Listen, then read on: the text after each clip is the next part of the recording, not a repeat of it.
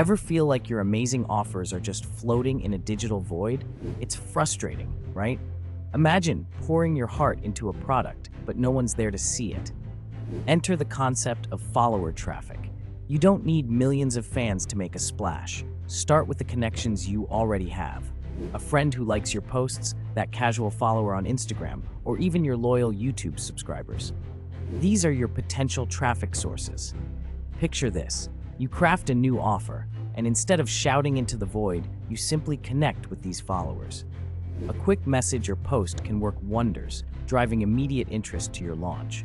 This method isn't about spamming, it's about leveraging existing relationships to generate buzz. But here's the catch. Use this strategy sparingly. The last thing you want is to come off as a sales robot. Instead, think of follower traffic as your secret weapon to kickstart your offers. It's a strategic nudge, not a relentless push. So, if you're ready to amplify your business using the connections you already have, let's turn those followers into your biggest fans. For the complete followers traffic guide, which include more in-depth video training on social media, email, Facebook, and YouTube follower traffic, tap the link just below this video and scroll down to the Access Follower Traffic Training tab. See you on the inside.